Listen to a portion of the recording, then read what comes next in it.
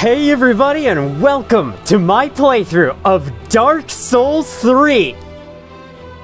This game needs no introduction. It's Dark Souls, it's the third one, and it's hard. But it's far from impossible. I'm here to show you the fun side of Dark Souls, and the fact that this game is not a grueling challenge of death and despair that will make you want to go sit in a corner and feel bad about yourself. This is a super fun game with a really rewarding combat system, amazing world design, and a whole bunch of lore and world building that I never expected when I first heard of this game. So in this playthrough, we're gonna play the whole game. I hope to get to every boss and every secret that I can. Now let's get into it. I'm going to be playing offline. As cool as the online features are, I will show them off at a later time. For me personally, I think they kind of ruin the immersion of the game. So, I'm gonna play without them. Hope you all are okay with that. Now let's begin the grand adventure that is Dark Souls 3.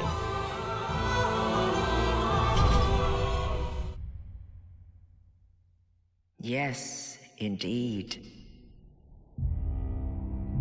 It is called Lothric, where the transitory lands of the Lords of Cinder converge.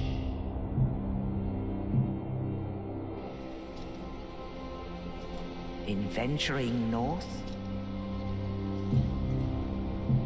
the pilgrims discover the truth of the old words. The fire fades, and the lords go without thrones.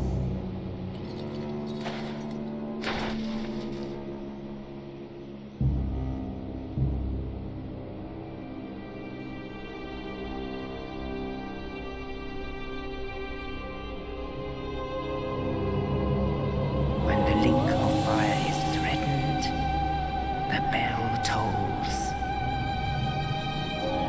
unearthing the old Lords of Cinder from their graves.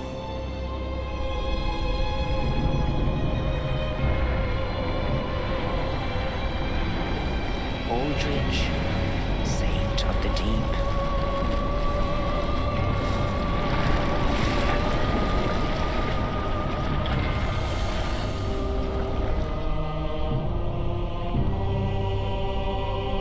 Farron's undead legion, the Abyss Watchers.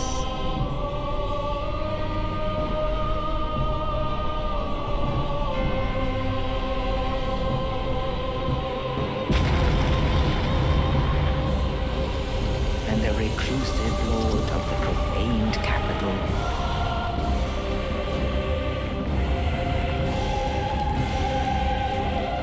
Yom the Giant.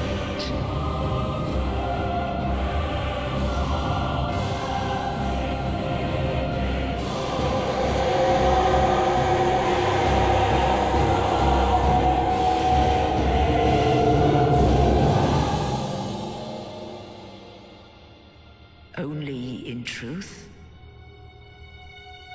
the lords will abandon their thrones.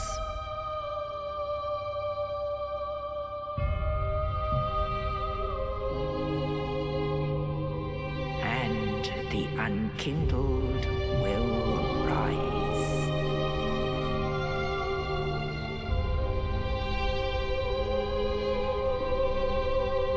Nameless, accursed undead, unfit even to be cinder. And so it is that ash seeketh embers.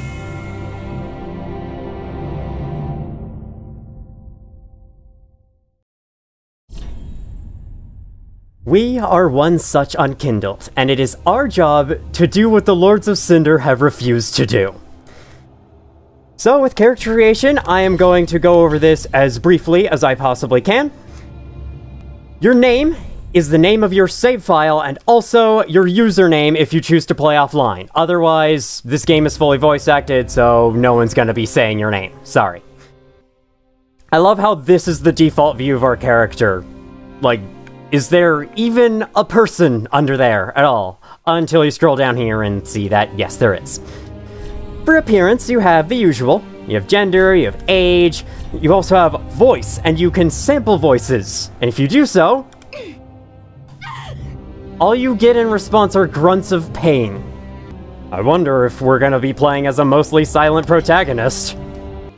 The skin color system here is a little weird. You can pick a base skin color from many of these options, but then you can also go into this and play around with it a lot, and apparently there's some detail that shows up with it, but for the most part, none of this stuff matters, because you're gonna be wearing armor most of the time anyway.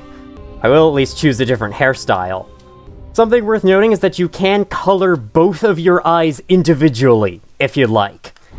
And you can also put a tattoo on your face. You can pick from all these different patterns right here. Not that it's gonna be that visible during gameplay or anything, but the option is there. You go with standard or muscular here. You can also have body hair if you wish. And you can change up your body proportion sizes. Of all the options here, these are probably the most noticeable.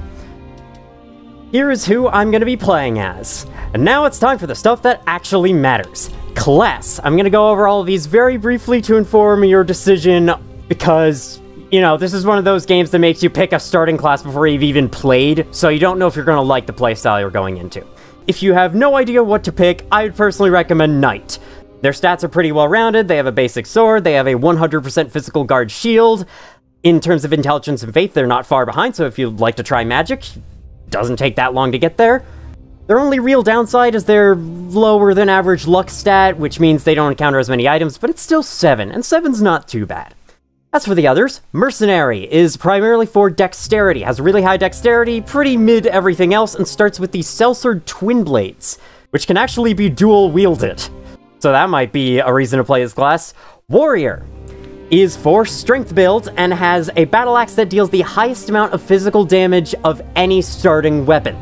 They do have pretty low attunement, however, so you're gonna have to work a bit to be able to cast spells. Herald is interesting. They start with a spear and also a 100% physical guard shield, and they also have a miracle from the start, with a notable 13 faith to be able to cast that miracle. That miracle is Heal Aid, and it's one of the only ways to heal yourself aside from Estus Flask. In addition, you can use the spear to hit around your shield, which already blocks all damage, so that's pretty interesting, and otherwise they're a very well-rounded class. Thief has a dagger, and a shield that is mainly for parrying. They have the highest luck of any starting class and pretty high dexterity, which means they find more items and they can also wield more dexterity weapons. The dagger does have the lowest damage of all starting weapons, but it does at least inflict bleed. This is also the only class that starts with a bow, so that might be a draw. The Assassin has high dexterity and attunement, and they start with a Sorcerer Staff with a unique spell called Spook that lets them be more stealthy. It hides their footsteps and also prevents fall damage. Sorcerer starts with a Sorcerer's Staff and 2 magic spells, the Soul Arrow and the Heavy Soul Arrow. Those are pretty standard magic projectiles. They also start with a ring to boost those sorceries. They do have high attunement and intelligence, but very low vitality, strength, and faith. And kind of mid-endurance and vigor as well. The Pyromancer is perfect for throwing fire at people. You think I'm kidding? They have equal intelligence and faith since pyromancies are supported by both of those stats. And they start with a Pyromancy Flame and the ability to throw fire. Fire is pretty effective against the first boss. And apparently this is one of the easier starting classes as a result, so this might be a good pick. The Cleric is just the Sorcerer, but with miracles instead, because there is apparently a difference between sorceries and miracles. High Faith, to be able to cast the 2 miracles they start with, which are Heal and Force. Force is a knockback, and Heal is one of the only ways to heal without Estus. They do have pretty low intelligence and vitality, though, so if you want to use sorceries as well, you're going to have to work a bit. Last, and probably least, Deprived. All of their stats are at 10. They are the most well-rounded class by default. They have no armor and have a wooden club and shield. The wooden club is actually not that bad. It's really good. It does a lot of damage and a lot of poise damage as well. The wooden shield is that bad. It's the only one of the starting shields that doesn't parry. It shield bashes instead. Maybe there's some good use you can get for that, but I never found it. This is my class of choice. And I'm picking it for a couple reasons. For one thing, I like the fact that all their stats are at 10, because that means you can make them into whatever character you want. You can make them to whatever playstyle you want, after you get past the start, of course. It does make the very early game a little bit harder, though, and I would not recommend picking this class on a first playthrough unless you know exactly what you're getting into. Otherwise, though, it's not that much harder, honestly. And once you get past the very start of the game, you're all good from there. The second reason is it has the best feeling of progression, in my opinion. You are left with absolutely nothing to your name. And so being able to loot the world and get all this equipment and become this awesome warrior by the end of the game, it's one of my favorite things about games like this, and this class, more than any other, encapsulates that progression. So that's what I'm going to be picking for this playthrough. Finally, Burial Gift. This is a free item that you can choose to start with. You can also choose none, but there are no consequences for picking one, so you might as well pick one. Honestly, none of these are bad choices, with the one exception of the 4 cracked red-eye orbs, I believe it is. If you're not interested in invading other players, these have no use to you. Or if you're playing offline, these have no use to you. Otherwise, though, some of these items can be hard to get. Rusted gold coins aren't that common, the fire gems aren't that common, black fire bombs are really good against the first boss, divine and hidden blessings are not obtained for a while, life ring is a decent little boost, and honestly, that's probably what I'm going to pick. The Sovereignless Soul is great if you die a lot early on, because it gives you 2,000 souls for using it. And the Young White Branch, most notably, has a special effect. If you pick this as your burial gift, don't use it. Keeping it in your inventory has a special effect that we'll be going over at a later time. For me, though, I think I'm just going to pick the life ring. I do have pretty low health starting out, and obviously my defense is going to be pretty low, so it could make a difference. It's not a very big increase of maximum HP, but it's something. With all these options finally chosen, it is time to take this character into the world of Lothric.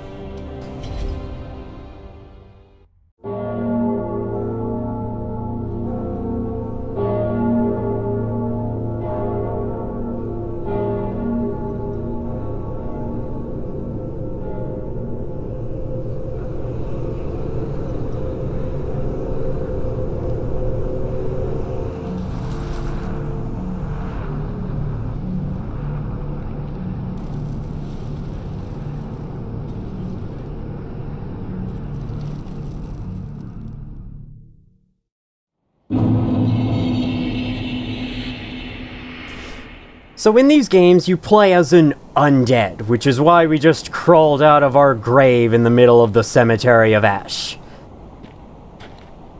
And ahead of us is a message left from the Lords of Cinder themselves. You can tell by the orange claw marks they left behind that they're giving us advice to help us on our journey. Their advice goes as follows. Use the right stick to control the camera. Cool. Camera in this game kind of sucks, but hey, what can you do? So with our club in hand, we can hit with right bumper.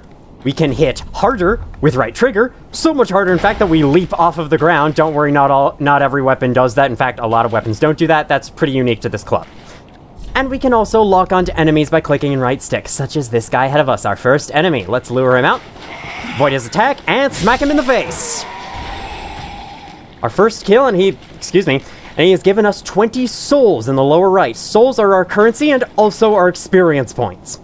This message here is very integral to my playstyle, at least. B to backstep and left stick, moving, while pressing B to roll. This is dodging, and it is easily what I'm going to be doing the most throughout this whole playthrough. Because during the first half of your dodge, you are invincible to enemy attacks, whether it's a roll or a backstep. You are invincible. Another thing B can do is be held down while moving to run, which does consume stamina, so watch that stamina bar. So too does attacking and dodging. Right, here's a soul of a deserted corpse. We'll check that out in a bit. Let's run back over. We got a sleeping fellow who's probably going to wake up as we come close, but it's fine because we can just get the drop on him before he can do anything. He drops a fading soul. Not that exciting. Right here is an Ashen Estus Flask. This brings me to the Estus Flask in the lower left. That is a health potion. We only have 3 uses of it, so we need to try and take as little damage as possible, preferably by dodging enemy attacks as they come at us. So yes, even if you dodge into an enemy attack, if it's during the first half of the animation, you won't take any damage. It's kind of silly. I won't lie, it's kind of silly. You can use left bumper to guard with a shield. This shield doesn't guard for very much damage. And you can also sneak up behind an enemy and do a regular attack to critical hit them. Also known as a backstab, or in this case, back bludgeon. Back concussion. He dropped a Cleric Sacred Chime. That's interesting. That's not a very common drop. Let me get rid of these guys. We have an archer shooting at us. That was pretty... Man, that was brave of you. You just came right at me. Get this archer. The archers have by far the simplest attacks to dodge. They only have 1 shooting animation. With melee attacks, though, they have all kinds of different variations that require different timings to block or dodge. You press Y to two-hand your right weapon, and if you press left trigger, you use a right weapon skill. We go into our inventory and scroll over to the club here. We can see that its skill is Warcry. Let out a spirited Warcry that temporarily boosts attack and enables a special consecutive strong attack. I'll probably use it on this next enemy coming up here. You press X to use item. That's the item in the lower left, in the bottom slot there. That's the quick item. Let me use Warcry here. Does cost some of our focus there, the blue bar, but I have raised damage. Dodged backwards and missed. This thing does have a pretty short range, so that is one downside to using it. The kick. I've never found a good use for this. It's supposed to be able to disable shields, but I can never trigger it reliably. There, I did it. You're supposed to, like, press forward and light attack at the same time, but that time it didn't work, that time it didn't work, that time it worked. So I can't ever do it reliably, and I always ever do it when I don't want to. Left trigger to parry. This is with a shield, and right bumper to riposte. Basically, if you are able to successfully parry an enemy's attack, you'll stun them and you can get a critical hit on them. I have never done so successfully, and thankfully you never have to do it to finish this game. It's kind of misleading for this shield, though, because this shield doesn't parry. It bashes instead. Honestly, I've never used shields in this game, and I don't plan on starting now. I'm gonna unequip this. We're just gonna go with the club from here on. Before we go on ahead, there is this path. Turn back. Lack of punctuation makes it a little more unnerving. I think I actually will turn back. What else we got? That's use item. We've already seen that. This here. Use the D-pad to change your weapons. You either take it off or switch your items down here. The quick item slot down there, the only way to use items other than that quick item slot is to go all the way in the inventory and click use, which is obviously not ideal. So you want to keep the Estus Flask in the quick item slot. And now, take a look at this. You probably thought we were very low down in the ground, but no, we are quite high up. The world design of From Software games, which are the company behind Dark Souls, is always one of my favorite things about it, and the fact there's a whole castle up there as well. Just the visuals of the worlds that they make are on point, especially with the vertical aspect. It's hard to describe, but it's really cool. And here's another cool visual right away. Rest at bonfire to restore HP and Estus supply. Here's a bonfire. This is our checkpoint. If we die, we will respawn here. We can also rest at it, and it will fully refill our health and our focus, plus our Estus Flasks. However, most of the enemies we just killed have been respawned. Not that it matters anyway, since I have no reason to go back there. So let's carry on further. I'm gonna two-hand this. Two-handing deals more damage, but I think might be slightly slower for most weapons. I'm not sure. It's kind of a different moveset. You want to experiment with two-handing versus one-handing with your weapons. We got 2 guys here, might as well smack them. These guys got a little more health than the ones we were just dealing with. They died in 2 hits rather than 1. I know, what an increase in challenge, right? Left stick while dashing, jump. So, that is used, actually, I never showed it, but there is an item on a little ledge there. What we want to do is, I don't need to back up this far, do this, and click in left stick to jump over to the item, and it is a Titanite shard. That's an upgrade material. right bumper while falling to do a plunging attack. These are really fun to do, and their window for like hitting, their hitbox for hitting is pretty generous. Because look at this. It is a ton of extra damage for landing on top of them with the attack. It's freaking awesome. This guy's got a flaming arrow. I love how the first archers in the game use flaming arrows against you. Pretty sure like all the archers use flaming arrows against you. Kind of weird. Keep dropping fading souls. Okay, watch out for that. And delay that a little bit. I think they wait to unleash the attack until you're close enough. A lot of Dark Souls is pattern recognition, not only with where enemies are placed in the world, as that never changes, but also what attacks they use and how to dodge those attacks. Now I did put away the shield, but I might actually want it for this. Because this is a pretty precarious position. There's an archer and a guy wielding a spear in front of him. I hate enemies with spears in this game. They are my least favorite. Dodged through that so I didn't take any damage. The archer guy's very slow, fortunately, so I think I could just... Okay, got hit by him. It's fine. It's fine. I barely lost any health. 5 fire bombs. So even if you didn't pick black fire bombs, you at least have a firebomb right there. Or, not a firebomb. 5 fire bombs. A little bit better than a firebomb. Are those two dead? I don't think I have actually mentioned, but Ashen Essence Flask restores your focus, which is your blue bar. That's for magic spells. And the top slot of your inventory here is for, of your items over here, is also for magic spells, if we had any. Suspiciously open room. Ooh, look at that sword. Can I have it?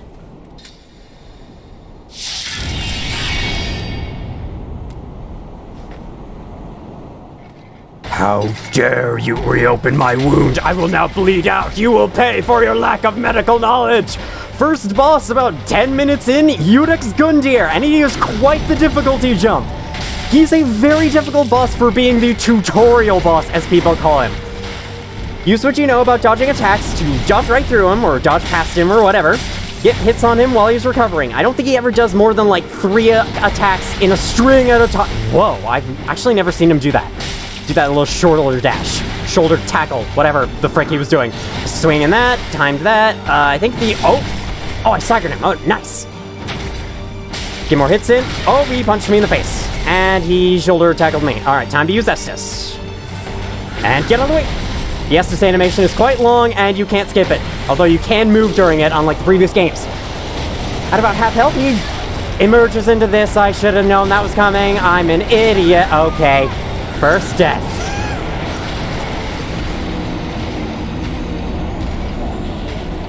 He doesn't mess around. Don't feel bad for dying to him. This is not an easy fight to get us started. And upon death, every enemy respawns, so we must make our way back once more. We also drop all our souls on possession nearby where we die. If we die on the way back to getting them back, then we lose those souls permanently. So let's not do that.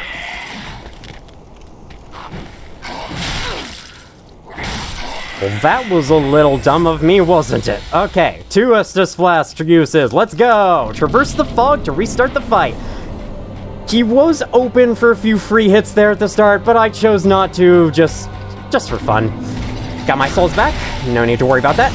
Okay, watch out for that.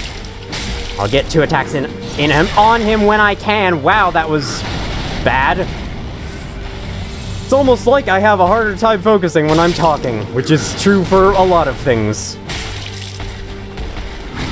This game is gonna become a uncommentated playthrough as we get later into this, I can already tell. Okay, stagger him. You do more damage like this, so definitely take advantage of it. Okay, back up from him when he does this. He has a little AoE explosion. Then, my recommendation from there on, get close to him. It's actually pretty hard for him to hit you like this. So, okay, we just staggered him again. Let's get the free hits in, and... Oh, he slapped me. Okay. Nice. Oh god, watch out for the mouth opening! Ooh, that's bad. Heal... Oh, that's... Okay, big attack. Good thing he didn't do anything. He's just got 1 hit left. Just go in and get it! He is down!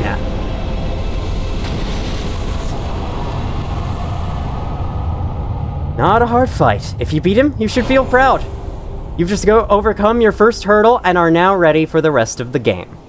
For defeating a boss, you get an Ember Restored, which increases your maximum health. They also drop a bonfire in the middle of their arena, even when the bonfire isn't needed. They also send an item directly into your inventory, courtesy of Amazon Prime. I refilled my Estus flasks there. Iudex Gundyr drops the Coiled Sword. Every item has a detailed description that can be viewed with X. Sword missing from the Shrine bonfire cannot be equipped as a weapon. Thrust into the Shrine bonfire to restore its power and enable travel between bonfires. This sword is only bequeathed to Chosen Ash, as judged by the Iudex, who awaits the arrival of Ash as a scabbard. Iudex is Latin for judge, so that makes perfect sense.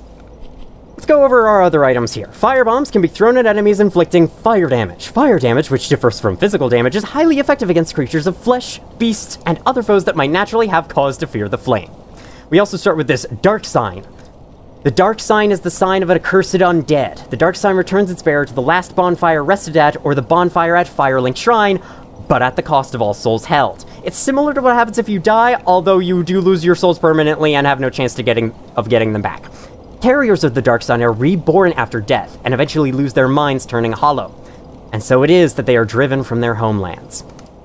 The Fading Soul and the Soul of a Deserted Corpse are basically like backloaded souls that you can use whenever you want to get a boost of souls in the lower right in case you don't want to risk losing them.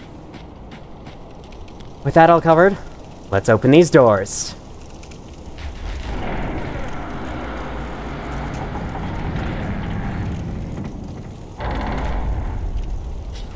Is that grass floating in the air? Sort of. It was made a little bit clearer as we went up to it, though. All this time, and just now do they tell you how to open the menu with Start. This one. Right here is a broken straight sword. Wow, amazing find. A straight sword with a broken blade, a weapon with no exceptional qualities. Only a Mad Hollow would choose to fight with this. This is actually the very first weapon you had in the first Dark Souls. Even when you picked a class, you still had to find your class's respective weapons in the starting area. We do have a few more enemies here, but since you just killed your first boss, they shouldn't be of much problem to you. He's gonna fall off the edge, isn't he? Before I can... Yeah, okay. What do you have? Fading Soul. And then, over here, upon the precipice of destruction, is Homeward Bone. Bone fragment reduced to white ash. Return to the last bonfire used for resting, or to the shrine bonfire. Bonfires are sustained by bones of the undead. In rare cases, their previous owner's strong urge to seek bonfires enchants their bones with a homeward instinct. So, it's basically the dark side, except it doesn't cost any souls. Perfect. It costs the item instead. There are a few things to see out here, but I'm not going to look at all of them for right now. I'm just gonna mainly kill these guys before they have a chance to attack. Okay, we got an archer and a spear guy, my favorite combination. Okay, the archer died. Spear guy's next. Spear guys love just holding up their shields, tamping behind it, and striking around them, playing the most safe and cautious as humanly possible. It's the most annoying thing in the world. That's why I hate spear guys so much. There's a pretty well-lit entrance. And over to the left, up those stairs there, is a mighty powerful-looking dude. And to be honest, I'm not interested in fighting him right now. So let's just head on inside to our new home.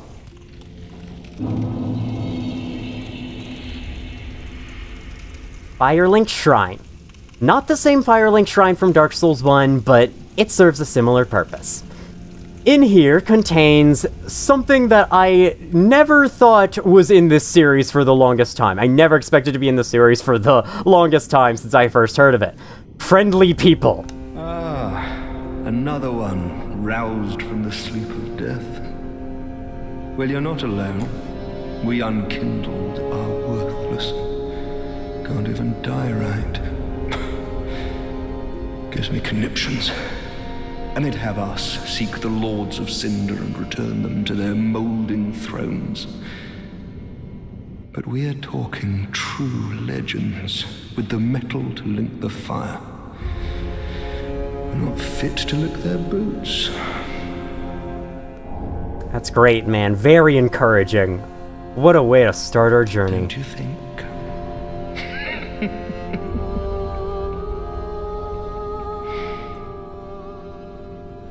Did you say anything more? What a sick joke. Asking us to seek the Lords of Cinder and return them to their moulding thrones. We're talking true legends, those who would link the... Yeah, it basically just says the same thing. Alright, you look official, and I'm not exactly presentable at the moment, so, maybe you can help? A pleasure to make thine acquaintance, Ashen One. I am but a humble handmaid of the shrine. Weapons, armor, trinkets, and spells.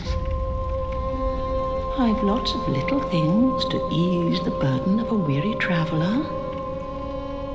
And yes, I'm undead too, but not so charitable as to give my goods away. Ashen One, fetch souls and bring them to me. As is thy wont, no?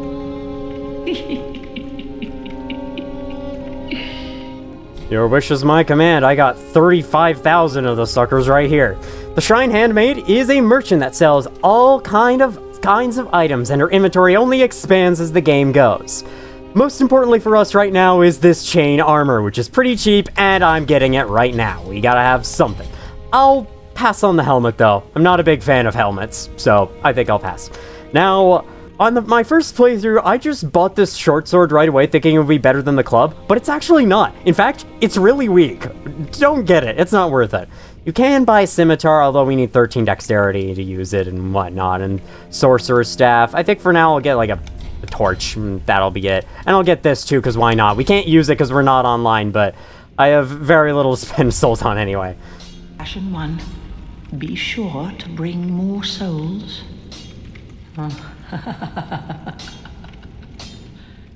In the interest of time, I won't be talking to absolutely everyone here quite yet. We will have plenty of time later to meet them. For now, let us equip our armor, and it's here that I kind of lied to you. The Deprived does start with one piece of armor, their loincloth. And if I were to take it off, now I have pants. And yes, the loincloth does give defense and these pants don't. I don't know why or how, but it doesn't matter. Let's put on the chain armor. Doesn't look too great or fabulous, but it's better than nothing. Now, let's talk to you. Welcome to the bonfire, unkindled one. I am a firekeeper. I tend to the flame, and tend to thee. The lords have left their thrones, and must be delivered to them. To this end, I am at thy side. With the Firekeeper, you can level up. Very well. Then touch the darkness within me. Take nourishment from these sovereignless souls. You can spend a certain amount of souls to increase one stat, one of your, how many is that? 1, 2, 3, 4, 5, 6, 7, 8, 9 attributes right here by 1 point. You will also be increasing your general soul level up there at the top by 1 point. As your level goes up, so also does the cost of the next level up. I think, personally, my first upgrade is gonna be a pretty basic one. Vigor, increases maximum health. Why not? Let's take it. And let's talk to you. Ashen One, to be unkindled is to be a vessel for souls. Sovereignless souls will become thy strength. I will show thee how. Ashen One, bring me souls plucked from their vessels. Spoiler alert, that's the only dialogue she has for the entire game. Not even lying. Ashen One, may the flames guide thee. We'll see about that. Alright, with the coiled sword, we can produce it, or embed it, sorry, got the wrong wording, at this shrine bonfire right here.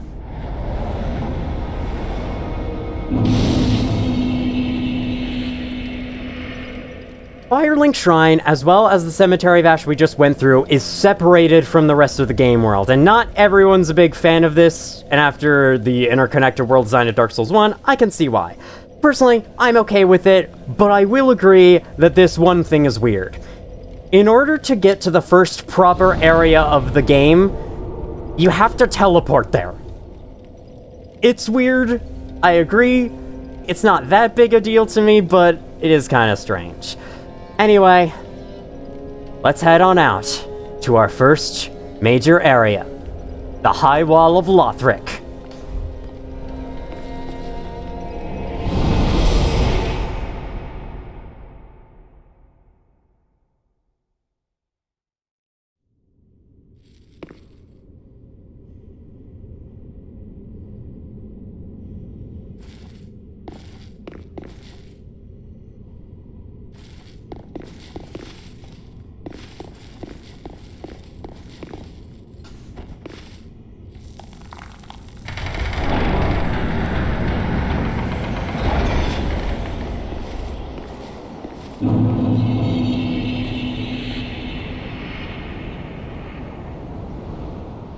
Hi, Wall of Lothric. How are you today? You're looking great. I'm feeling great too. Let's get going.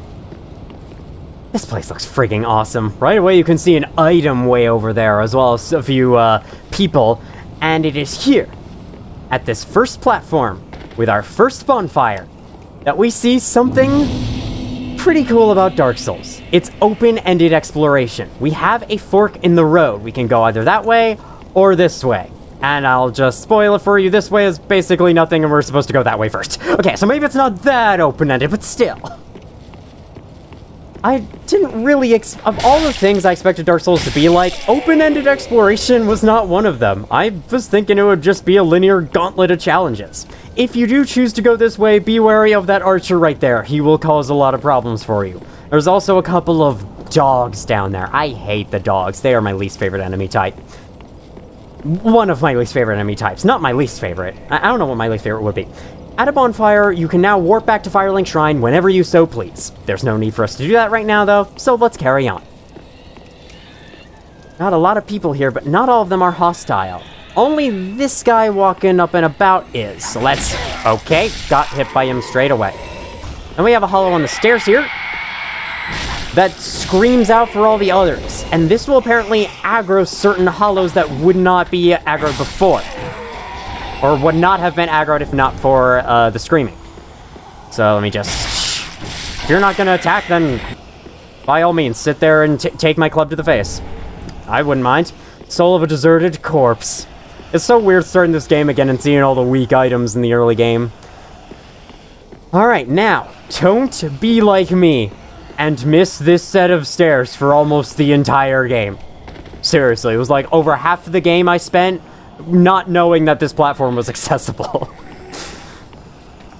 Alright, you are going to alert more of the hollow enemies. If I can kill you really quick, you will not do so. And I won't have to deal with as many things, with as many creatures. These guys are all hollows. They are people they are undead who have gone hollow. Either a result of them dying too many times or having lost their purpose in life, and now they're just a mindless killing machine. Up here is the unique item of binoculars, and this is where I introduce the tool belt you have here. This is kind of an in-between between your inventory screen and the quick item menu, where instead of pressing a button to use an item in this slot down here, you can open this up and select an item right here to use, such as... Oops, it's Y to switch, that's weird. Such as binoculars, which I'm now going to put there. You also have these black separation crystal, way of white circlet. I'm just gonna get rid of both of these. They're multiplayer items, don't worry about them. Alrighty, so... you probably would have woken up if the lantern hollow got the scream out, got the cry of attention out. We could see some upcoming areas ahead. And there is a bit of a secret to this platform, so don't miss it. Over here is a little place where you can drop down and find yourself gold pine resin. Rare pine resin which emits golden sparks. Chunks of it are even rarer. Temporarily applies lightning to right-hand weapon. Its origins are unknown, although some have speculated that it may in fact be a type of fungal resin. Well, yeah, it's pine resin. But I think we figured that out already. Pine resins are things you can apply to a weapon to make it deal a certain type of damage. They can only be applied to weapons that are upgraded with Titanite shards, however. Or that haven't been infused. More on those mechanics later. Alright, so we have that guy there, and we have this guy here. This guy's a little more decked out with armor and a shield and whatnot. Swings are still pretty short range and pretty weak, but he does take 3 hits, so decent upgrade. 2 extra firebombs. I'm gonna actually put the firebombs in my quick item slots that's down here, so that I can use them. That's usually when I find the most use of firebombs is this early game, since later on, enemies get way more resistant to them, so they're not as useful. I think I'm also going to equip the torch in my left hand, so that I can hold it at the same time. If I'm two-handing, though, I won't be lighting anything up, but while one-handing, we can see a little bit better. There's a... hang on. I want to check this out first. There's a window with some items past it, and some big dudes. And that's it. I don't know why I spent the time going over there, but I did. Let's go down. You can hold B while on a ladder to descend or ascend quicker. You descend much quicker than you ascend, as I'm sure you could probably guess. Another soul of a deserted corpse. And we got some enemies out here, including a spear guy. Oh. Don't let spear guy stab you in the face. Just gonna smack his shield. If you smack their shields enough, they will eventually drop their guard. They'll like get... oh god. They'll get tired and they'll drop their guard. Oh my god. Guy is very, very shield... he drank Estus. I didn't even know they could do that, honestly. Okay, then. That guy's shooting me. They're quite annoying. If only some big wall of fire could come and take these guys out, right? I mean, it'd be very convenient. Looks like I have to deal with them myself. And at least take care of them. Okay. Whoop. Oh. That was pretty close. Let me keep an eye on my stamina. And also my health. I should probably heal at some point soon. Got standard bolts for crossbows and bows and whatnot, which I'm not that keen on using. They seem kind of interesting, but not much more than that. Dodge your attacks. Probably shooting at me. Let's just have an Estus. Yeah, it doesn't heal that much anyway, so... surprised I didn't get hit for that whole time, though. That's pretty cool. Being shot at right now. Ooh, yeah. I sure was. I wasn't wrong about that. Kill you. Let's go up here first. See what we got.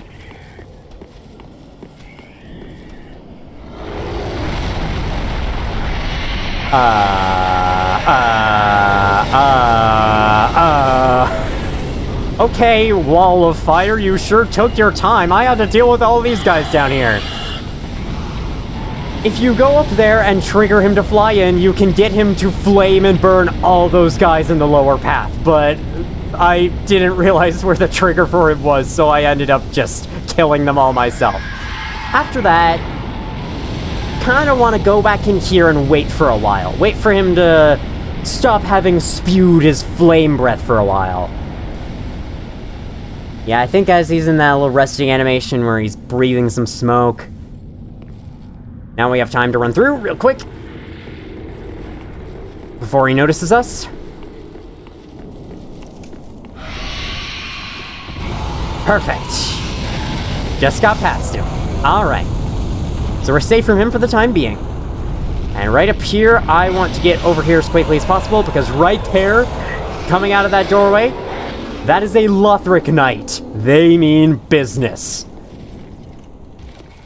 They're pretty tough enemies at this early stage. I could probably take him on, but then again, I don't really trust myself. They have a lot of health, they deal a lot of damage, and they swing their swords and stuff incredibly quickly. It might take you some time to get to learning them, but here is something cool. Shut your mouth. Here's something kind of cool about this first level anyway. You don't have to kill him. You can take a bit of a stealthy approach, sneaking by him. He's coming back up here for some reason. I'm not sure why. I'll just kill you so that you don't cause issues for me.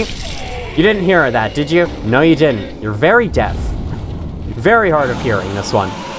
So while he goes down there, I'm just going to rush on by in here, as he never suspected a thing. And we're also going to get away from that loud freaking wyvern. Oh, God. Okay. These guys are, like, thieving types that use daggers, and they swing really fast, and they jump around. They can also throw knives at you, so watch out for that. Here at the edge is a firebomb. There's also more thief guys down below, but they are of no concern to us, because they can't see us. And up here is a not-so-secret bonfire. Pretty soon after the first one. Usually they're not this close together, but also usually they kind of are close together. Let's refill our Estus and health. We have no reason not to. And as you can see now, resting at a bonfire, you have a lot more options here. Don't worry, the tune spell is not useful to us right now. An organized storage box, that mechanic barely exists. Basically, if you have too much of a certain item, it gets placed in your storage box, where I think the game, like, draws upon it automatically if you die or reload an area or whatnot. You don't really have to worry about it. There's no, like, big chest inventory management system in this game. Alright, let's get rid of you. Hope the knight didn't hear. The knight did not hear. The knight is stupid. Okay, towards this edge, I think we can possibly get a plunging attack on this guy. I hope so. Sure is taking his time getting over here. Come on, man. Wow, this torch really isn't lighting anything up. There we go. Slam! Instant kill. There is a second one, though. And the second one is not noticed. The second one is over here. Alright. Whoa, hi, hello. Alright. Smack him, and... oh, okay. When one-handed, they take 3 hits to kill. That is good to know. Okay, so on the second floor is that way, but that way is actually where we need to go. And you know how it is. Optional stuff before required stuff. That's how we roll. Here's Big Dude with Spear. Actually, this is one of the few enemies that I like who has a spear. He does swing it in a pretty wide arc, but at least he doesn't have a shield. And any enemy with a spear and a shield sucks. Oh, God. And hey, despite him being pretty big, I didn't mean to get that, but I'll take it. This club is still staggering him with every hit. That's the high poise damage for you. This door is locked. We need a key for that. Over here is a dude in a room full of barrels. Always be suspicious of a guy just standing there, because he's about to throw a firebomb to explode all of them. We just dodge towards him, though. We avoid it and take care of him. He dropped Deserter Trousers. New pants this early on. I think I'll stick with the chain pants for now. Common Soldier's Trousers. This musty, rusted hunk of metal befits one reduced to thievery. This is 8 throwing knives. Small throwing knife. Throw at enemies to inflict damage. Whoa, crazy use. I never expected that. Most items choose their wielder, and only experience can improve their effectiveness. True strength can be gained in no other way. Well, technically it's called souls, not experience points, but who's keeping count? Watch out for that guy on the left, and pick up this Mailbreaker. This is actually what the Sorcerer class starts with. It's a dagger, and I'm not interested, personally, especially because I can't use it. A small sword made for thrusting attacks. This hard, edgeless sword can pierce through tough armor and boasts a deadly critical attack. Its skill is Shield Splitter, and this is pretty interesting, as it can pierce through enemies' shields, inflicting damage directly. So that might be useful. We got a little table there, and down here is a cell. The prisoner inside. It's locked, as jail cells tend to be. Can't say I didn't expect that. We'll have to come back to this. Out here we go, and this part is kind of tough. I won't lie, this first level is a fairly tough one. This game does not go easy on you at the start, for sure. I do honestly think that the next couple areas beyond this point are a little bit easier than this, because this area has really tight areas and rooms and hallways with these not too pushover enemies. I don't know what to call them. My commentary is excellent if you can't tell. If you're really enjoying me messing up my speech every other sentence, please be sure to subscribe. Okay, one of these guys. Let me see if I can... Nope, I did not do it. Nope, didn't. Oh, I did! Oh my god! I've never done that before. Oh my god. Okay, so, if I hadn't killed that guy just now, he would have burst into the big sock puppet thing that Iudex Gundyr did. And that is one of the toughest enemies you could possibly fight early on. In fact, I would recommend not even bothering, just going past it. It's hard. Just don't do it. If you do choose to do it, though, do note that they are weak to fire. Fire bombs are effective against them. So are pyromancies. This right here is a crystal lizard. They are a unique enemy in that they're not an enemy. They run away from you and will attempt to disappear and vanish forever, but if you can manage to kill them, they drop a special item, and this one dropped a raw gem. A gem of infused titanite. Forged the weapons of Lothric foot soldiers. Used in infusions to create raw weapons. Raw weapons are easily wielded and have higher attack, but lose scaling effects. Infusions are something I've never done before in this game and don't plan on starting now. So honestly, I can't really tell you that much about them, other than what the item descriptions say.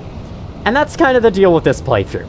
I was originally planning this playthrough to be a big, in-depth playthrough going into every weapon and playstyle and whatnot, but honestly, I don't think that's going to be that much fun. YouTuber Blue Lizard Jello already did that way better than I ever could, so I think this is just going to be a straightforward Dark Souls 3 playthrough. Titanite Shard for weapon reinforcement. Reinforces weapons +3. Titanite Shards are fragments of the legendary slabs. Return the slab or suffer his curse. Titanite is etched into weapons to reinforce. So yes, I'm not going to go that in-depth to every single mechanic, and I certainly won't be able to show off every single playstyle, especially because the playstyle you choose has to do with the stats you choose. And I will choose specific stats that probably won't be able to apply to everything. Now, there's an archer right there. Let's smack him. I think he's leading you right into the aiming reticle of another one, and this guy is leading you into an ambush.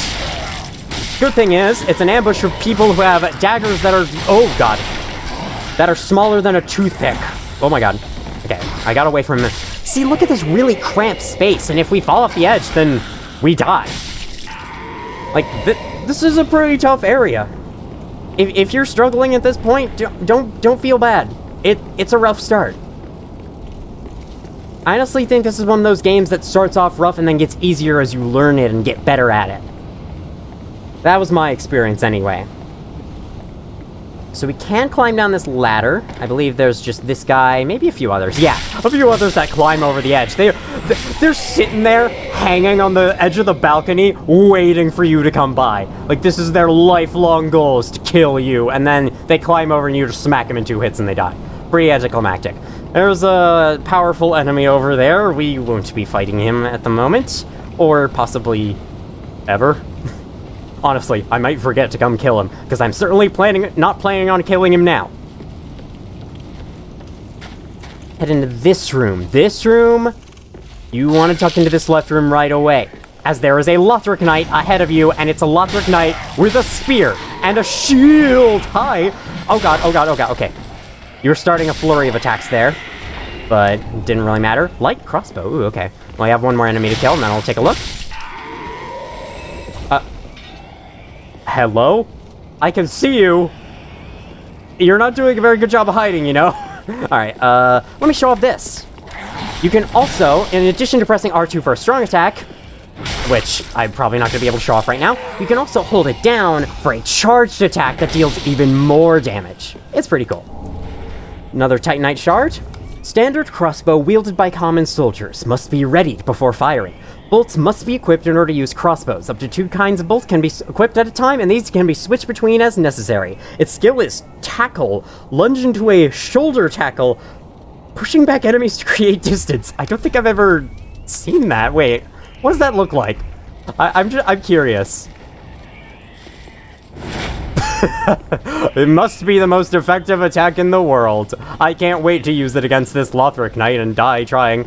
So basically, to use a crossbow, you equip it. I believe you have to two-hand them, and then you ready a bolt, and then you can aim at something. You usually want to lock on, because aiming without locking on sucks. I would not recommend trying it. And then, this guy comes back.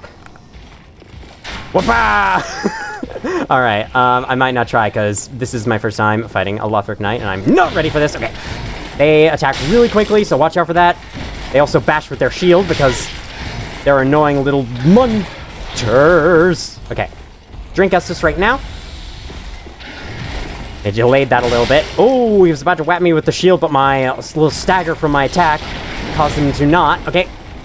Oh, he was two-handing. That was my chance to do better there. Okay. There we go. Oh, can I get a through hit? Ooh. My stamina's out. And no. And yes. That was pretty clean, honestly. Usually I don't do that well against them. That was fun. I'm glad I did that. Okay, so now here. This room. This room. Holy crap, this room. I feel like this room is something that you might be supposed to come back to later and skip for now and come back to later. And if you did skip it now, I wouldn't blame you. It's a very tough room, and I very much doubt I'm going to be able to do it in one try. We see a very obvious ambush guy over here, although he's only obvious because we could see him from that angle.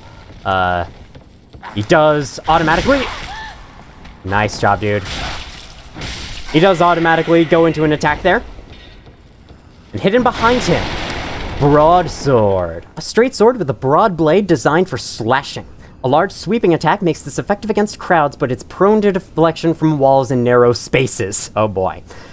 Its skill is stance. While in stance, use normal attack to break a foe's guard from below, and strong attack to slash upwards with a forward lunge. I'll be honest, I'm probably not going to use the skills too much, because in my experience, they don't deal as much damage as the regular attacks, which then removes the point of using the skills in the first place. In any case, this broadsword here is a lot more what I'm going to be using throughout this playthrough, and this is a good find. Does it deal? Oh, it deals standard damage. It doesn't deal slash damage, despite it being described as being good for slashing. Okay, interesting. It does deal a little more damage than our club, and has a similar range, so I think I might switch to it for these guys. Although the poise damage is worse. Okay, maybe the club is better, because I do know for a fact that these big guys take a lot of poise damage from the club. Now let's get rid of you before you can cause any trouble. Not like you were going to cause much trouble anyway. Alright. Right here is a chest. And inside is a silver eagle kite shield. Orthodox metal shield engraved with a crest depicting a silver eagle. Medium shields are the most average of shields, providing a practical balance of damage absorption, stability, and weight. Its skill is weapon skill. If you have this in your left hand, you will use your right hand weapon skill instead of the shield. So the shield can't bash, nor can it parry. One thing to note about shields if you choose to use them. Pay attention to the guard absorption over there. This is physical. This has a guard absorption of 100 physical damage. This means it will block 100% of all incoming physical damage. If you've been using shields and have been wondering why you're still taking damage, that is why. Because your shield is not 100 physical guard. I don't think a shield is ever 100% of anything else, so it's just physical. This room, I'm going to use fire bombs to get the attention of this dog. In fact, I might just... Yeah, let's just do that. I'm going to get your attention. This should aggro him onto me, so I can fight him mano-a-mano up here. Okay, he's got a leaping attack. These guys with the axes are nuts. They have some crazy friggin' attacks, and they hit hard. So, watch the frig out. Okay. I'm gonna rely on my poise. Okay, there we go. Poise damage. See, we got one guy with a spear. I think we also have another dog, which thankfully, if I could take the dogs out from this distance, then it's all fine. You want to try and lock onto that guy. If I can. Throw a firebomb his way. I think... Oh, right, there's explosive barrels there. Well, that was easy. I think there's also explosive barrels right there. If I could throw them that way reliably. I can't throw them that way reliably, however, so instead, I'll just get to this guy's... You know what I was saying about this room being rough? I think I discovered the key. Throw firebombs at the barrels. This is probably the most use I'm ever going to get out of firebombs. So let's see. We do have a dog down here in this stairwell. But it is paying no attention to us. So we can sneak up behind it.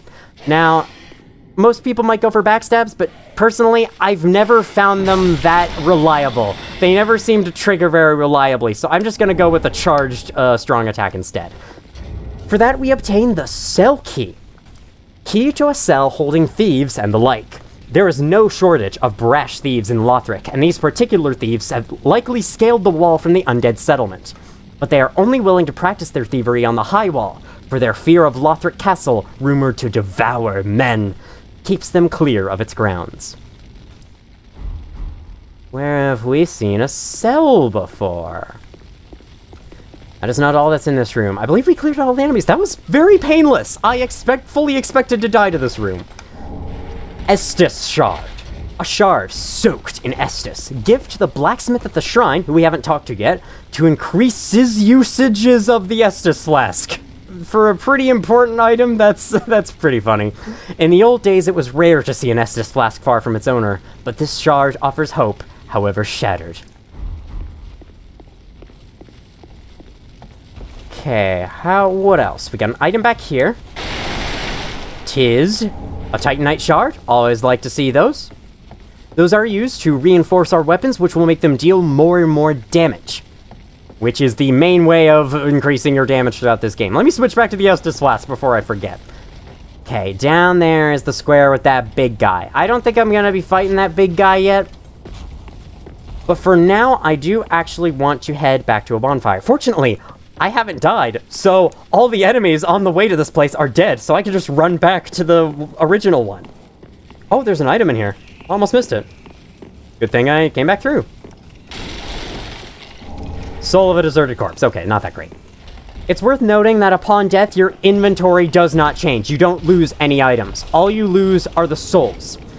In that case, having the soul items are basically kept forever and are only ever, like, used up in a sense if you choose to use them.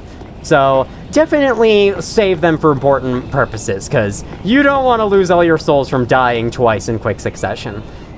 This place looks freaking awesome. You can definitely tell they wanted to recreate, like, the central Yharnam feeling from Bloodborne, as this was the game directly following Bloodborne in the order of releases. Bloodborne, by the way, is, it might sound like a completely different game, but it's actually very, very similar to Dark Souls in a lot of ways. It's different in some, but it's quite similar in many other ways. Oh, wait. I don't need to go up to the bonfire quite yet. Let's go down. Is that fall? Okay. The fall damage in this game is insanely sensitive. We're like Half-Life and Minecraft levels of sensitive, so even falls like that could have triggered fall damage. But it didn't, thankfully. Yeah, I've already killed all these guys in the same life. Crazy. I usually don't do this well. I will say that I have played this beginning part twice before. This is my third time doing it. This is basically my third playthrough, although I have not finished my second playthrough quite yet. Here is the cell key. We're letting a thief out. Is that the best idea? Well, let's just approach him calmly. He's friendly, don't worry. Ah. You're no jailer, are you? No, you're from far away. And judging by the bell, you must be some of that unkindled ash. Remarkable. If that's true, then I have a favor to ask. Below the high wall is a musty little town. Not the home of any lord, just a very old settlement of undead. An old woman, Loretta, lives there. Please, give her this ring. I'm not asking for charity. In fact, if you do this for me, I'll be sure to repay you in kind. I may be a petty thief, but I've more wits than most royalty. What do you say then, huh? Yeah, why not? Very well. I humbly place my faith in you. I am Grey Rat of the undead settlement, and I promise to assist you. Give this ring to old Loretta at the base of the high wall. Do your part, and I'll do mine. His name is Grey Rat. That is the best name for a thief character I have ever seen. He has now vanished. Whenever you see that, that means that that NPC is now in Firelink Shrine. So we'll be seeing him when we go back there eventually. In the meantime, though, he gave us a ring. A ring set with a large rare tearstone jewel. Temporarily boosts damage absorption when HP is low.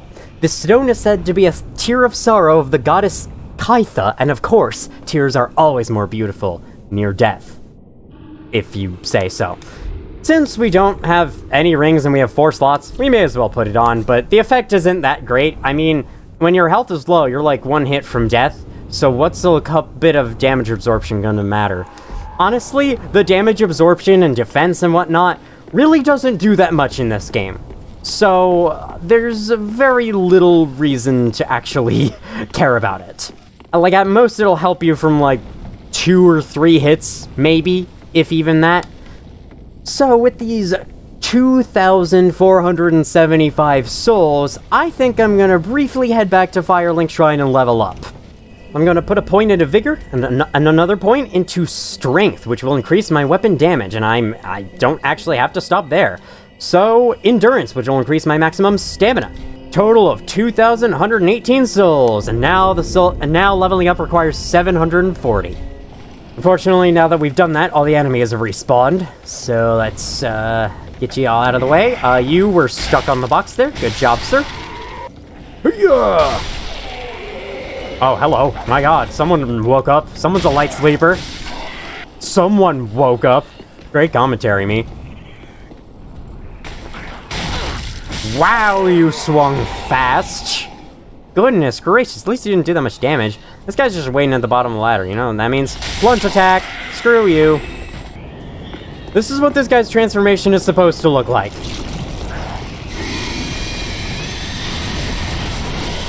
If you don't mind, I'll be heading out of here right now. See ya! Okay, there is an archer right there, but I think I'm just gonna head out here onto this roof. 3 black fire bombs right here, and we can fall down into the square with in the little fountain area with the big guy. Is the archer guy following me? No, he's too stupid to do so. I really hope you don't see me. You don't. Okay, this height will surely inflict fall damage, although it should not kill me. Oh, actually, no, it won't. There's a roof right here. Oh, yes, it will. All right. I'm playing too much Elden Ring, where they actually increase the fall damage limits. Okay, there are a few items to get out here, but we are just gonna try to be sneaky. This is an enemy. Kill him, kill him. There's a rapier. Cool. Ooh. You see nothing. You see nothing. You see nothing? Nothing is being seen. It worked. Those words made myself invisible. Okay. That's a glowy corpse. That's not an item. Ember! Okay, that's cool. That's good to know. That's good to have. I thought I saw an item over there. Guess I didn't. Well, that's good. I'm moving on now. There's item here. I want this. I'll take it, and then I will get the heck out of Dodge. Another ember. I'll take that. Let's go down here. Oh, I'm just gonna run this way and hope we don't get spotted. We did not get spotted. Excuse me. I was gonna say, that guy's a really tough enemy to fight right now. So, you do not have to fight him at all. And just save him until later, and that's what I choose to do. Kill you two. They're very annoying. These are very easy enemies, despite the tough environments that we're fighting them in. Large soul of a deserted corpse, and we have a thing right there. I think we can run and jump to that. There we go. This here is Ring of Sacrifice. Okay, we've collected a number of new items. Let's take a look at them. Rapier, lightweight thrusting sword used in noble duels, employing refined techniques. The primary attack of a thrusting sword is a series of stabs that render foes vulnerable for devastating final thrust. Hello, sir. Can also attack with shield up. Skill is also stance. It's also this cleric's Sacred Chime. Sacred Chime for casting miracles of the gods. Chimes such as these are often given to clerics who become undead. Equip a talisman or a sacred chime to cast miracles. Miracles must be attuned at a bonfire before use. Skills, Gentle Prayer, recovers HP for a period of time, albeit extremely slowly. Cool. Ring of Sacrifice. This mystical ring was created in a sacrificial rite of Velka, the goddess of sin. Its wearer will lose nothing upon death, but the ring itself breaks. a sacrifice is only worth as much as the life it spares. There's only a certain number of those throughout the game, so you better use them well. Use them wisely. Use them. Gonna wait for this guy to pass, and then head back out. Sneak 100. We're not exactly very hidden here. There's no option to crouch in this game. However, it still works. I mean, I could imagine why it works. That dude is looking through a very, very tiny view of a visor. Can't imagine the visibility through those helmets is very good. Okay, so over here, that just goes back up to where we just were. Let's pull out the torch a bit. Because I don't know how well you guys can see. I can see pretty well because the game applies some weird fun settings to make the game seem brighter when it's on screen, but the actual video might come out differently. All these guys are very weak, don't worry about it. They take one hit, so no matter how scary the ambush might look at first glance, they're not bad. They got 3 firebombs they were guarding. That's not bad. I mean, I did say they're most useful this early on, but still. Green Blossom. Green weed shaped like a flower. Temporary boost to stamina recovery speed. The undead legion of Farron are remembered for using this annual plant. Normally found near clear water to swing their mighty swords with abandon. Those are something that I always forget exists and maybe occasionally use if I feel like it. Yeah, I'm not that big of an item user in this game. Like the pine resins, the firebombs even, I tend to not use those as much as I just attack normally. I just find attacking normally to be more reliable and more fun to use. Because when I use an item, I'm using something up forever that I don't get back if I die. So, like, it's like a precious use and I want to hoard it all instead of actually using it. Oh, hi. Hello. Great greeting to be found up here. Okay, so we just rode an elevator up to the top here and unlocked a door from the other side. Okay. Watch out. Good thing you only attacked once. There we go. This guy is sleeping on the job here. He's supposed to watch out for the big dude with the axe, but didn't do a very good job. Actually, no, the big dude with the axe was watching out for him. Ooh, look at all this. Look at that chapel over there. Anyway, we just rode up an elevator and unlocked a door from the other side. If we were to climb these stairs, our surroundings may look a bit familiar. A bit familiar. Because that is the archer that I mentioned as being very annoying if you don't take care of him. Right up there is the platform where we first started. And we have created a shortcut back to the bonfire. Oh! Okay, I'm just gonna run up to the bonfire real quick. Kill the archer. Oh my god, I don't know where the dog is, but either way, I think I'm just gonna reset and rest at this bonfire. Hope y'all don't mind. Bye-bye. Resting at a bonfire is basically a pause screen. Nothing can attack you when you're on this. Or so I think. Maybe something can, but it's supposed to reset the enemy's position so that it doesn't. Anyway, now, this area actually has something worth our while, as we have unlocked a shortcut down to the lower areas of the High Wall of Lothric, which I haven't explored that much, but we'll get to very soon. We got some dogs here. I don't like the dogs in this game, and the main reason is they just jump at you and thrash around, and they're insanely difficult to tell. It's insanely difficult to tell what they're gonna do or how to dodge them, so they tend to kind of show signs of,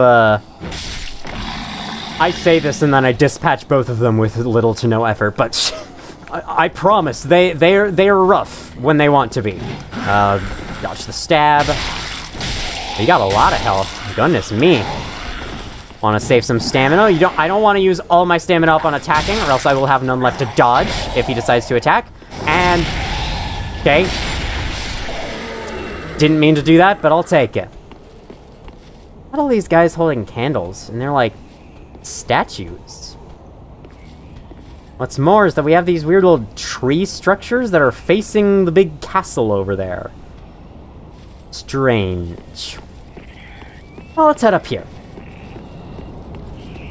Okay. I think I want to run away, come in, and kill you, because you are going to transform into another one of those big sock puppet things. And that is going to make your life a living hell on this platform, so do yourself a favor, rush up and kill him, ignore the archer. Your reward for existing up here is a longbow and standard arrows. I actually forgot about that. It's a longbow as opposed to the short bow the thief starts with. Longbow, commonly used by hunters. Hey, this isn't Bloodborne, get out of here. Arrows must be equipped in order to use bows. Up to 2 kinds of arrow can be equipped at a time, and these can be switched as necessary. I believe that crossbows and bows have a special aiming mode you can go into. Yes, pressing the guard button, left bumper, puts you into this first-person aiming mode. And I actually never showed off the binoculars, but they are basically the same thing, except you can use it whenever you want. There's not that much of a reason to use this. This isn't an open-world game, so you're not going to be, like, spotting enemies from a distance or anything, marking them on your radar, or anything like that. It's just there as a neat little thing. Can you actually zoom in with them any more than this? Oh, you can. I forgot about that. That's kind of funny. Alright, actually, before I forget, I want to put embers in this last slot here. Embers. No unkindled can ever truly claim the embers that burn within a champion's bosom, which is precisely what makes their yearning for warmth so keen. Gain the strength of flame and increased max HP until death. We haven't died yet, so I haven't been able to demonstrate that. With the strength of fire, the summoning signs of unkindled become visible, and seekers of embers can be summoned to join in cooperation. But beware, the embers may also attract invaders. I shall demonstrate what the item description is talking about, assuming I don't die on the way down. Which, I shouldn't. That guy was easy, man. I guess the broadsword also deals a decent amount of poise damage. Poise damage is what determines when an enemy staggers. Normally, when I attack the big dudes with the big axes, they don't stagger and their attacks are not interrupted, so... And that makes them, like, hit you anyway, even if you successfully attack them, they can still hit you anyway. Which is why you need to be careful with most enemies, but... This is not the case. Let me try using strong attacks on these guys. Nice. Oh god, oh! That was dumb. That was dumb of me. The stronger attack for this weapon is, I have so many of those now, is a big little sweep like that. It's pretty cool. I haven't used this broadsword very much, and that's a shame, because I should use it more. It's fun. Alright. I'm gonna kill ya. Then we're gonna kill ya. I'm actually gonna use the one-handed sword for this, just because I feel like it. Oh wow, 2 hits. I think that may have been 3 hits with my club, so that's definitely, much better. Okay, so... Soul of a Deserted Corpse. With the Ember on, there is a summon sign right here. If we wish, we can summon a Phantom Cooperator, Lion Knight Albert, to help us with this area, and in addition, the boss.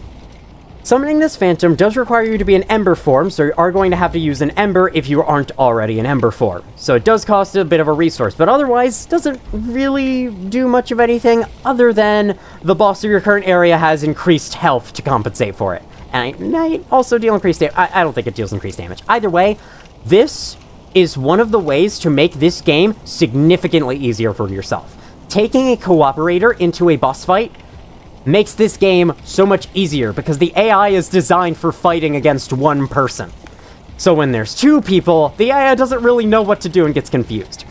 For me personally, I'm not going to use the summons, but I will point out where they are to help you. Oh my god, sir, calm down. I will point out where they are so that I can help you with certain bosses. Oh. Okay, you were prepping an attack there and then decided not to follow through with it. I might be making these guys look easy, but believe me, on a first playthrough, when you're not used to dodging, they're not. They are not easy. They are quite tough. This guy with a spear, I might have a rough time with this. I'm gonna switch to the club for better poise damage. You stab. Oh god. Nice one. I might want to heal. Kind of half dead. I'm gonna run away. That's something I don't do enough, is running away instead of dodging. I tend to get too into dodging, and then I never run away from them. Alright. Down he goes. Hey. It's you guys from the opening. You discovered the truth of the old words. The fire fades and the lords go without thrones, huh? At least I'm pretty sure.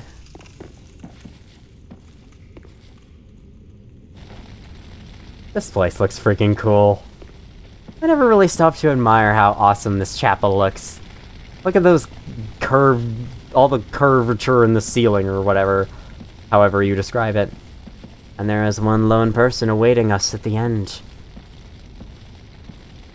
Could this be our first boss battle? No, it's an NPC. The wait has been long, unkindled one. I am Emma, High Priestess of Lothric Castle. Allow me to speak frankly. You will not find the Lords of Cinder here. They have left, gone, to their churning homes, converging at the base of this castle. Head to the bottom of the high wall, forge on through the great gate, and raise this banner to proceed. Small Lothric banner. Small banner held by Lothric messengers. Hold up outside the main castle gate to be greeted by an escort. When the high wall appeared, the path to the undead settlement was blocked, and messengers came bearing this banner. They were sent out with a duty, but had no way of returning. Interesting. General rule of thumb is, keep talking to NPCs until they start repeating themselves. This farewell gift is for you. It is the insignia of an old covenant. If you fear trespassers, dark spirits drawn by the embers, then etch this upon your heart, and the old Concord will beckon noble blue sentinels to hunt these foul spirits. Way of Blue. This is our first covenant. Covenants are mostly an online multiplayer feature. They don't do much of anything offline. But let's read about it anyway. Pale blue sheepskin parchment featuring an illustration of the moon, symbol of an ancient accord. Members of the Way of Blue are the beneficiaries of an ancient accord. When a dark spirit threatens them, a blue spirit will grant them assistance and help to root out the invader. Summoning takes place automatically while this is equipped. We'll get into more about the invasions and all that stuff at a later time. Unkindled one, head to the high wall's base. Go through the great gate and raise this banner to proceed. But beware, the dog keeps a close eye on things. The vile watchdog of the Boreal Valley. Ooks. Unkindled, go through but be the She's repeating herself now. Let's go. Pretty important item. Glad we came here first. Oh, that looks neat. I like the big path leading up to here. Okay, so this guy over here.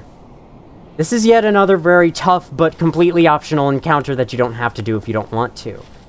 But for me personally, I think I'm gonna try it out. Why not? I feel pretty proficient on the enemies on the way back here. I think I gave my souls back if I die.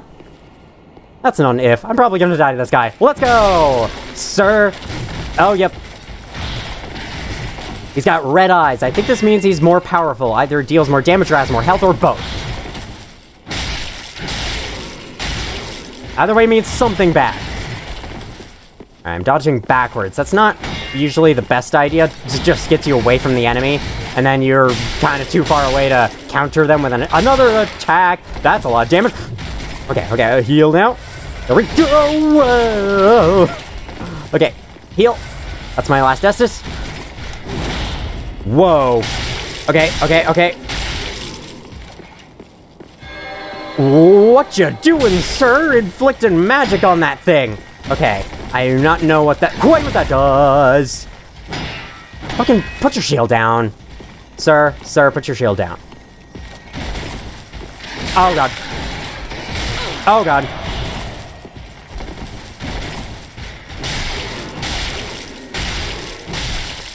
Nah, I was out of stamina. He was like one hit. Oh man.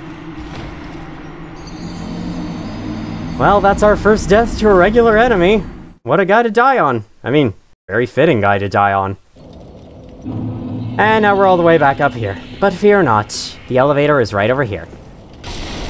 Upon death, though, I have lost my Ember form, meaning my maximum health has been reduced for this second run back. Not the biggest fan of that mechanic, but it's okay. I usually tend not to Ember up. Oh my fucking god. Okay, I'm gonna die to this dog on the way back, aren't I?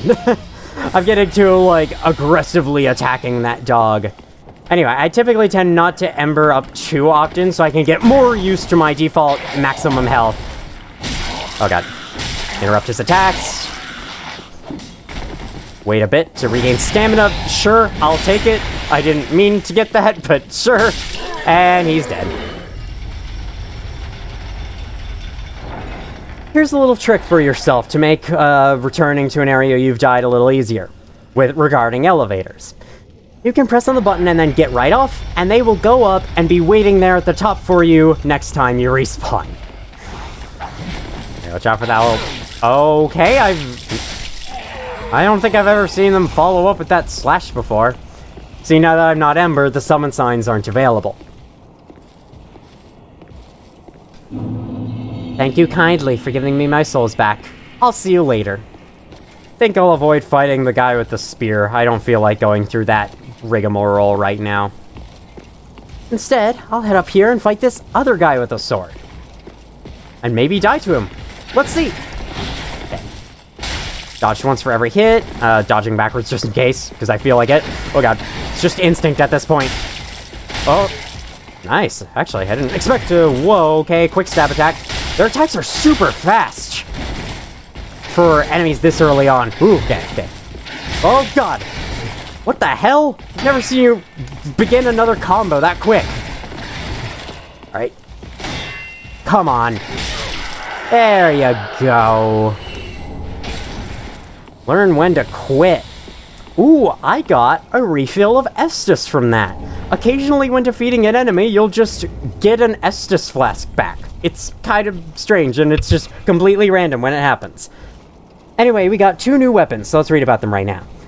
A polearm with a sharp, hard-pronged head that inflicts thrust attacks. The Lucerne is wielded overhand like a hammer. It could be swung to the side to break through shields. It's a halberd, deals thrust damage, and I can't use it. Cool. Knight's Crossbow. Crossbow used by the proud Knights of Lothric. It bears an elaborate gold design. The crossbow has been blessed with the power of lightning in anticipation of the use of lightning bolts. It also has the skill of Tackle. It has 80 damage, with half of it being lightning damage, the other half being physical. And I can't really use this one either. Actually, I can, but I need to hold it in 2 hands. That's what it means when the red X doesn't show up, but you still have a number, like, redded out on that attribute requirement bar at the bottom. Where are you going? I'm right down here. Oh god. Delayed attack there, Jesus. Good thing I had enough time to dodge again. But I just hit the wall next to him. I decided to go back and rest at the bonfire to refill my Estus since I was very low, and I did not exactly want to go further without it. Now for this path. We have basically seen everything we could see up this way. So I'm going to, for now, avoid the knights. There we go. I snuck past their vision. And I'm gonna kill you hollows down here, which are nowhere near as strong as the knights, I believe. Yes, there's an archer to the right. Be wary of right. Something you know about archers is that most archer enemies will switch to melee if you get close to them. Those guys haven't been for some reason. And these guys, they're never gonna put down their freaking shield. So, just do this. If you circle around them, you'll eventually be able to hit their behinds and probably get a backstab. It didn't trigger for me though, because it's not the most reliable thing in the world. Pull up the torch here. We got a lot of dead knights. Just all over the place. I can't tell if they're Lothric knights or what. If there's like 3 Lothric knights still alive out here. My god. What a depressing world this is so far. Here we have more of these pilgrims, and here we have the main gate.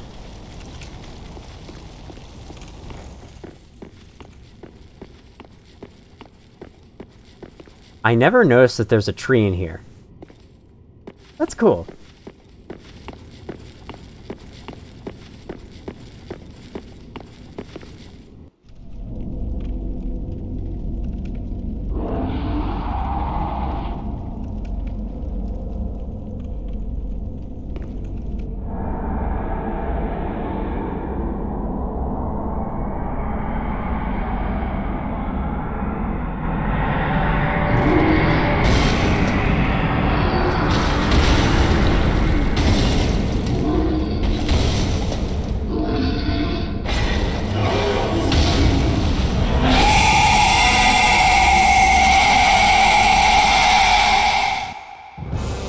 Our first major roadblock, guarding the way off of the high wall of Lothric, is Vordt of the Boreal Valley. He looks quite intimidating due to his huge size, but don't worry, he is not able to crush you. Only his swings can deal damage. Crush attacks only exist if he's, like, punching you like that. Oh god, okay. This guy is another fairly simple boss once you get past the fact that he cannot crush you. He looks completely dangerous and completely impossible if you are just watching, but when you're playing, you'll realize he can't actually damage you that easily. You wanna dodge his swings, just gonna get behind him, get some hits in. We're doing pretty well. He is weak to... Oh god, that's a lot of damage. He does inflict frostbite with each attack. That isn't a huge deal right now. That was a waste of Estus. Please don't attack, please don't attack. Thank you. Oh god. It's not a huge deal for us right now. It'll rip off a chunk of health and also slow stamina recovery speed, which, you know, isn't a big deal, as I've already said. I might die to this. This isn't looking very good. This is another pretty rough boss, and definitely one of the reasons why High Wall of Lothric I consider to be a fairly tough area for the first level of the game. Alright, let me just get him down. Okay. He's mad, because it's time for his second phase! He charges at you 3 times? Oh! He hit me that 3rd time. What's he doing? What's he doing? Charging into me, that's what he's doing. Hi. How's it going, Vordt? Something I didn't mention is that if you kill the guy off to the left in Firelink Shrine that I ignored, he will actually be available for summon right here. His name is the Sword Master. When embered, of course. Attempt number 2. Vordt is weak to strike damage, which means he is actually kind of weak to this club, so this is a pretty effective weapon to use against him. It's not really possible to obtain a club if you don't pick Deprived, though, at this point in the game.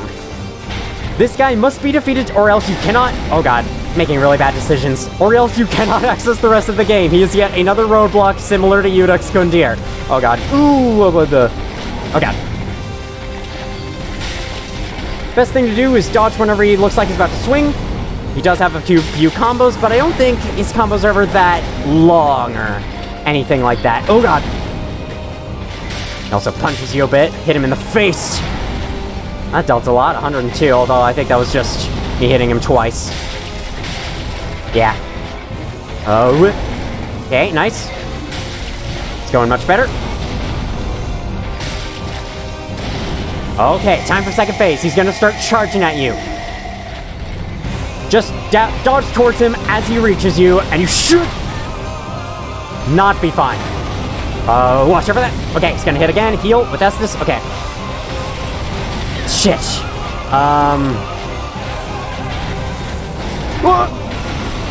Oh god. I don't know what he's doing. Wow. That's rough. Usually I'm much better at dodging his charges. Decided to just run past all the enemies, which is a viable option. Attempt number 3. This is actually the most attempts this guy's ever taken me. I beat him on my 2nd try in my first 2 playthroughs, so this is new. I guess I just got lucky with him. Alright, I want to get my souls. Nice. Oh, bad. Oh, god. Badly timed dodge. Get him, okay. I want to make sure I get him so I don't, you know, lose him forever.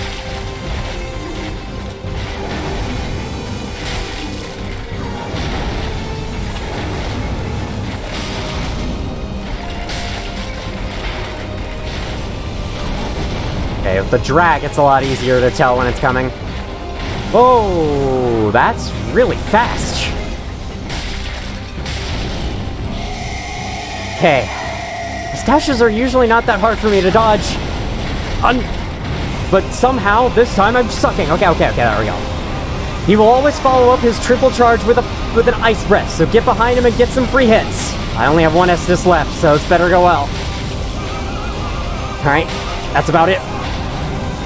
Now he's back to attacking normally. He's going to attack much bigger than 3rd attack. Nope. Okay. Oh, wow. Whoa, whoa, whoa, whoa, whoa. Those charges, man. Whoa. Oh, God. Really? Wow. I'm sucking.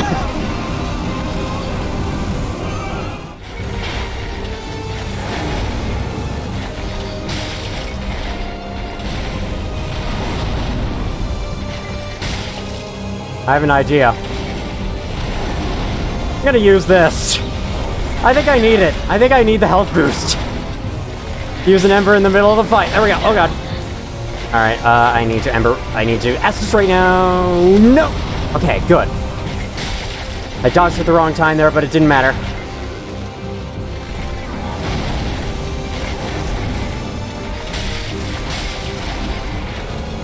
Okay, it's time for his charges. Here we go.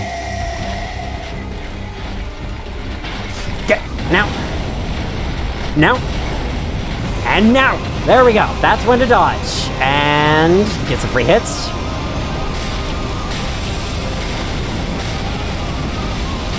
Alright, get out of here. Get out of here before he smacks.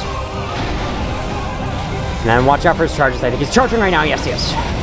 Whoa, whoa, whoa. Whoa, whoa, whoa, whoa, whoa. Nice follow-up, dude. Okay, nice.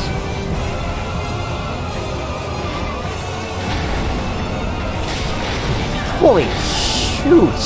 This guy's really rough for a first boss. For a first proper boss, anyway. Definitely fits the title, second boss. Okay, okay, okay. No! Oh, he's doing ice breath. Get up, get up.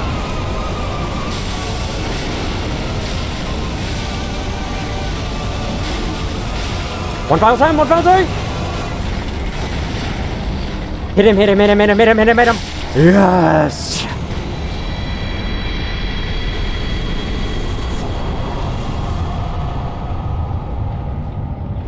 That was a lot more intense than I expected, honestly. I didn't have that much trouble against him. If you do manage to defeat a boss, and you aren't currently in Ember form, you will automatically be given Ember form, as shown with Iudex Gundyr. But since I had to apparently use Ember form to beat him because apparently I'm bad at him, I wasn't able to show that off. You also get a plethora of souls for defeating a boss, namely 3,000. I will take it. In each video, we are going to go through an area and defeat at least one boss. After that, we'll head back to Firelink Shrine to spend all of the items and souls and whatnot that we obtained throughout the area.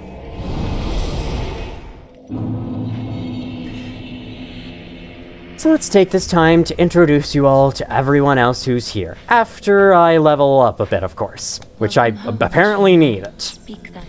I think maybe leveling up Vigor a little more could have helped me in that fight, but whatever. So let me do it right now just to be safe. I'll go over the stats real quick. Or the attributes, as they're more accurately called. Vigor, Attunement, and Endurance increase maximum health, focus, and stamina, respectively. Vitality increases maximum equip load and also buffs defense by a lot. In fact, I'm gonna give it a little bump. Strength, Dexterity, Intelligence, and Faith are all weapon stats that not only determine how much damage a weapon does with, like, scaling effects, but also whether you can use a certain weapon. I personally want to bump up my Strength and Dexterity a bit, so I'm actually going to get started on that right now. I'll bump up Vitality a bit, because Vitality I usually never level up aside from this, so we'll do that, and then I'll do 1 Endurance. I can still do 1 more. Okay, 1 in Vigor. There we go. That's a lot of level ups. We went from 5 to 12. And boom, we're now at 515 health. I'll start things off by selecting the talk option for you. Ashen One, if my wares are not to thy satisfaction, bring me umbral ash. With ash, I'll fashion new wares. Is it not our sorry fate to sup on death?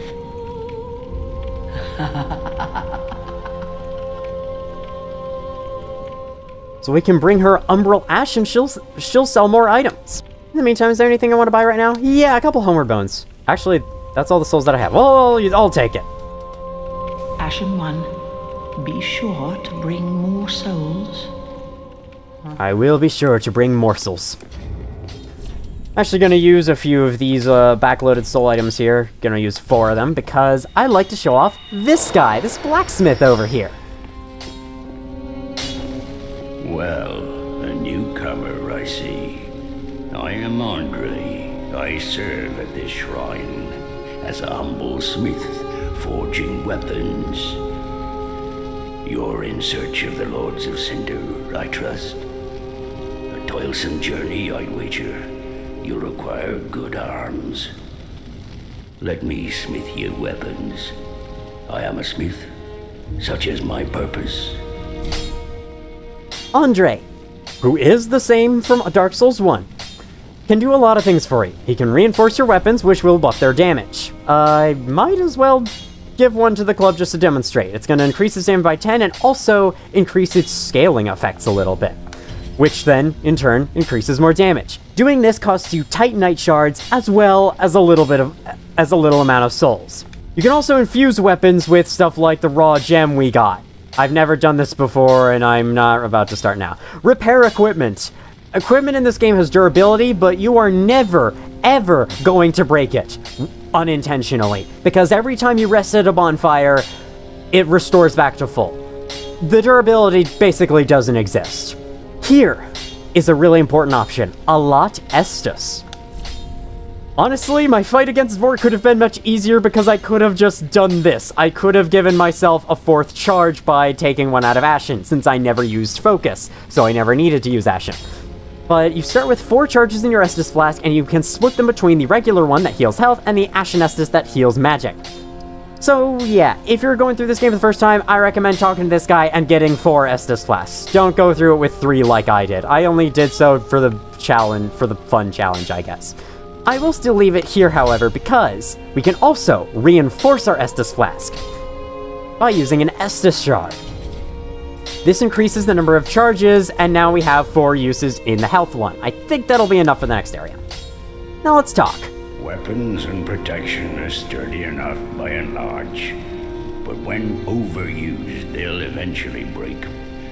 When their durability is low, repair becomes a necessity. Oh, really? Use a powder, or simply rest at a bonfire. Actually, yeah, that's another way of repairing them.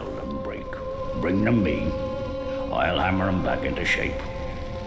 They take no pleasure in breaking, I assure ye. So handle them with care, if you would. If you do happen to break a weapon, you'll have to bring it back to him to fix it. Prithee, be careful. I don't want to see my work squandered. Secondly, down here in these weird little tunnel areas that are completely empty at first, is Grey Rat. Oh, hello, you're back. And in one piece. Well, now it's time I do my part. Whatever trinket you need, speak up. Just don't ask me where I got them. He sells items. He sells firebombs, rope firebombs, as well as blood red moss clumps. Used as maggot repellent. Reduces bleeding buildup. Bleeding builds up when attacked by sharp laser spikes, and once triggered causes severe damage. Use this moss clump before it reaches that point. He sells a number of other weapons like the bastard sword, the long sword, which I'm actually kind of interested in. I'm 100 away from getting it. A few shields, a crossbow, and the hard leather armor, which is actually the armor of the default class in Dark Souls 1, the warrior. As well as a few embers. So, yeah, overall pretty good stuff. Do me a favor and don't forget our promise. Give this ring to old Loretta at the base of the high wall. A nuisance, I know, but it will help me tie up some loose ends. Goodbye, and stay safe. Oh, this place is a bore. What good is thievery if you've nowhere to go? I don't know why, but I really like his voice. I couldn't explain why. The remaining few people I wish to show off are up here by these thrones. First of all, you are actually a new face. Unkindled, are we? And fast on the trail of the Lords absconded? Then these red eyes are for you. Thanks. Use them to pillage embers and briefly heighten your strength for your duty. What else are unkindled ashes good for? Online play item allows a single invasion of another world. Defeat the host of embers of the world you have invaded to gain the strength of fire. The cracked red orb is far from perfect, it seems, as Ringfinger Leonard knows all too well. Ringfinger Leonard is this guy. Okay, he just says the same thing. All these thrones have markings on the back. Holy King Lothric, last hope of his line. Ludleth, the Exiled. The rest of them will be familiar. Saint Aldrich of the Deep. Watchers of the Abyss. And Yorm the Giant of the Profaned Capital. One of these 4, or I guess 5, is actually in his throne and went unmentioned in the intro. Apparently the narrator didn't care about you. O thou unkindled, and a seeker of lords. I am Ludleth of Corland. Look not in bewilderment as I say. I linked the fire long ago, becoming the Lord of Cinder. If substantiation be thy want, set thine eyes upon my charred course. This sad cadaver, no need to be coy.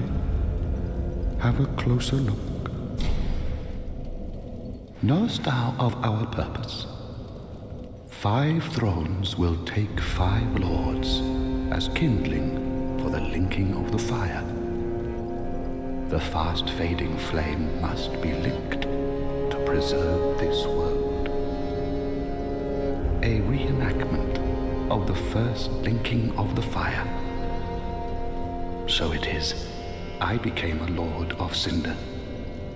I may be but small, but I will die a Colossus. Kinda tells us what we're doing this for.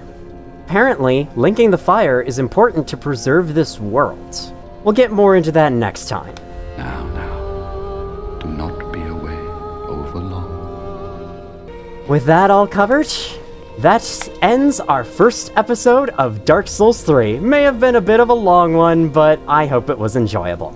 As the final thing of this video, I guess I could show off that you could press select to perform gestures. These are emotes that you can do online. Some of them do have gameplay purpose in single player, but they're mainly for online, such as pointing forwards.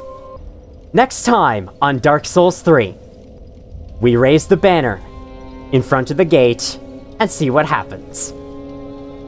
Thank you all for watching, if you did watch, and as always, I'll see you all in the future.